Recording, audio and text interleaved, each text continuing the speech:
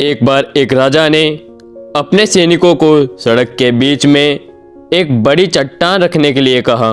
चट्टान को बीच सड़क में रखवाकर राजा ने अपने सैनिकों से छुपकर उस चट्टान पर नज़र रखने के लिए कहा कि देखना उस चट्टान को रास्ते से कौन हटाता है।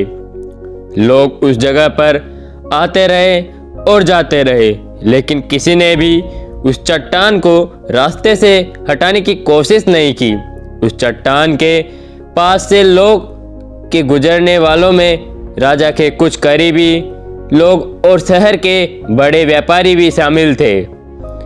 उनमें से कुछ लोग तो राजा को ही कोसने लगते हैं कि क्या राजा इस चट्टान को भी रास्ते से नहीं हटवा सकता, लेकिन किसी ने भी उस चट्टान को रास्ते से हटाने का प्रयास नहीं किया। ऐसा काफ़ी दिनों तक चलता रहा। एक दिन एक किसान अपनी सब्जियों के साथ उधर से गुजर रहा था। उसने चट्टान को रास्ते में पड़े देखा तो सोचा कि सबको इस चट्टान की वजह से कितनी तकलीफ हो रही है। उसने अपनी मजबूत लाठी से उस चट्टान को एक तरफ धकेलने की कोशिश शुरू कर दी। काफ़ी कोशिश के बाद वह उसे सड़क से हटाने में कामयाब हो गया।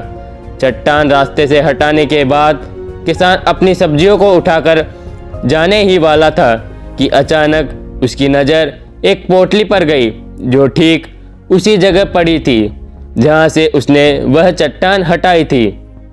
उसने उस पोटली को खोलकर देखा तो उसमें सोने के कई सिक्के थे और उन सिक्कों के साथ राजा का एक संदेश भी था जिसमें लिखा था कि ये सोने के सिक्के उनके लिए है जो इस चट्टान को रास्ते से हटाएंगे।